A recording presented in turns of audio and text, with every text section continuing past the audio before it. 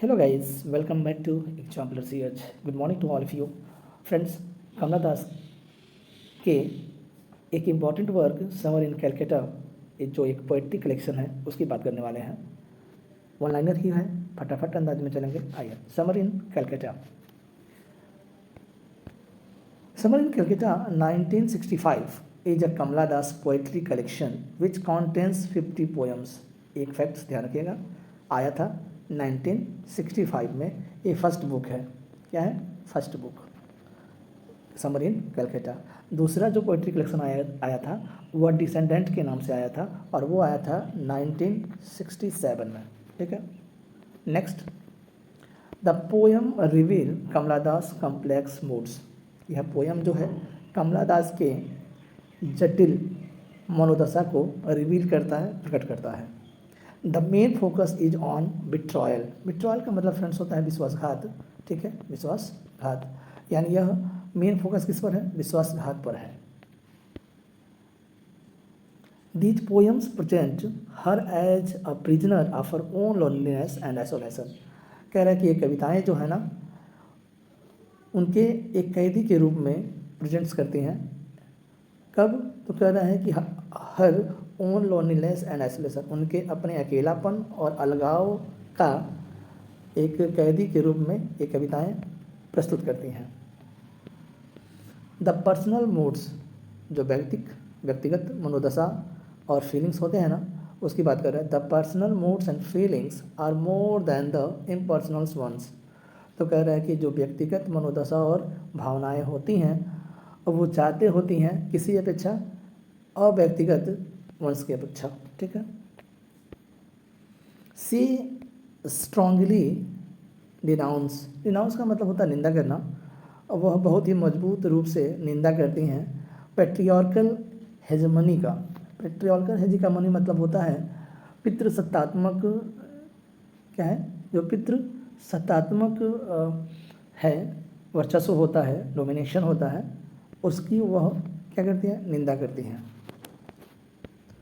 The first poem of this collection, यानी summer in Calcutta poetry collection है, उसका जो फर्स्ट पोएम है वो है the dance of the eunuch. The dance of eunuch which reveals the poetess strangle desire within. जो क्या reveal करता है, क्या प्रकट करता है? पोएटेस की strangle desire within. Strangle मतलब घुटी हुई जो इच्छा है, घुटना समझ रहा है ना, घुट घुट कर जीना। तो घुटी हुई जो इच्छा है ना उनके भीतर, उसकी बातों को रिवील करता है। द फ्रीक्स, आपको बताया था समर इन कैलकाटा में एक और पोएम है the freaks is a confessional poet. It shows a helpless situation. एक असहाय दशा को दिखाता है। In which man is passive, जिसमें व्यक्ति को निष्क्रिय दिखाया गया है। And the women burns with desire, और महिला जो है क्या है? इच्छा के साथ जलती है। It is a poem which depicts, ये ऐसा पोएम है जो चित्रित करता है the lake of human communication, यानी मानव संचार की कमी को रिवील करता है। And the failure of man women relationship, और जो मैन वोमेन के जो रिलेशनशिप का जो असफलता है उस चीज़ को डिपिक्ट्स करता है, चित्रित करता है। The title poem summer in Calcutta reveals her self contained mood off sensuous luxury. कह रहा है कि जो समर इन कैलकाटा है वह क्या प्रकट करता है? और सेल्फ कंटेंट मतलब होता है अंतर्निहित दशा। किसका? तो सेंसुअस लग्जरी का। सेंसुअस लग्जरी मतलब होता है कामुक विलासिता का, जो अंतर्निहित मनोदशा को रिवील करता है। अब समर इन कैलकाटा में कौन कौन से पोएम्स हैं इम्पॉर्टेंट, ध्यान रखिएगा। वैसे बोला गया कि इसमें कितने पोएम हैं? 50 पोएम हैं। कितने? 50 पोएम हैं। ठीक, आइए देखते हैं कौन कौन है। पहला पिजन्स लव, सॉरी, ये ध्यान रखिएगा, पिजन्स अलग है और ये इन लव है। इन लव अलग पोएम है, विंटर अलग है, और relationship an apology to Gautama, my grandmother house, ये भी देखिएगा, माई ग्रैंड मदर्स हाउस है। The wild bougainvillea, punishment in kindergarten, the sister, my morning tree, love winter, the flag, forest fire, someone else song, the strangers and I, और a relationship, Radha Krishna, farewell to Bombay, the killing of chameleons, a heart in Malabar, the sunshine cat, introduction, देखिए introduction भी important है। Sad someday, death brings knowledge, drama and the testing of the serial are the sum of poems of summer in Calcutta. ये कुछ important poems है summer in Calcutta में, इसमें ध्यान रखिएगा। कई लाइन पनिशमेंट इन किंडरगार्टन से पूछा जाता है। इंट्रोडक्शन से पूछा जाता है। द सन्स एंड कैट से है, ठीक है। ए हार्ट टोन इन मालाबार से है। और ऊपर चलिए, माई ग्रैंड्स मदर हाउस भी इम्पॉर्टेंट पोएम है, ठीक है। और सब किसमें शामिल है? समर इन कलकत्ता में।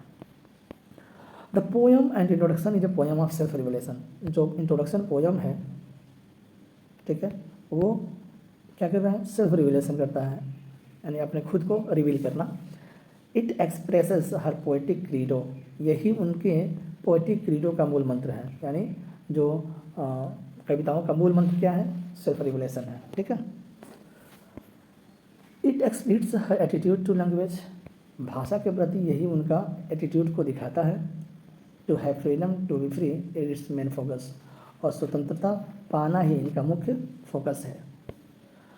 कुछ लाइन दिया हुआ है कि I am Indian very proud born in Malabar, I speak 3 language write in 2 dream in 1, ठीक, बताया जा चुका है पहले भी। Why not let me speak, ये भी लाइन देखिएगा वहीं का है कि मुझे क्यों बोलने नहीं दिया जाता है। एनी लैंग्वेज आई लाइक, जो मैं पसंद करती हूँ। It is half English half Indian, ये भी इंट्रोडक्शन से लिया गया है। The poem introduction displays inversion alienation, यानी सार्वभौमिक अलगाववाद को डिस्प्ले करता है, दिखाता है। Which is based on the sexual social artistic aspect, जो सेक्स और सामाजिक और देहाती एस्पेक्ट्स को बेस बनाकर दिखाया गया है। जैसे आई मेट ए मैन, मैंने एक आदमी से मिली, उससे प्यार करती थी। Call him not by name, उसका किसी नाम से मत बुलाओ। वो ऐसा व्यक्ति है, ऐसा हर व्यक्ति है जो प्यार एक औरत चाहता है, और उसी तरह मैं भी एक ऐसी औरत हूँ जो प्यार चाहती हूँ। ये है कुछ इंपॉर्टेंट लाइन। तो हमने आज समर इन कलकत्ता को पढ़ा। समर इन कलकत्ता में स्पेशली एन इंट्रोडक्शन का और फ्रिक्स का, और साथ ही साथ अन्य जो इनके वर्क्स है, द डार्क्स ऑफ यूनिक्स वगैरह, सब इसको हम लोग देखे हैं, ठीक है। ध्यान रखिएगा, मिलते हैं नेक्स्ट वीडियो में। Bye bye, take care.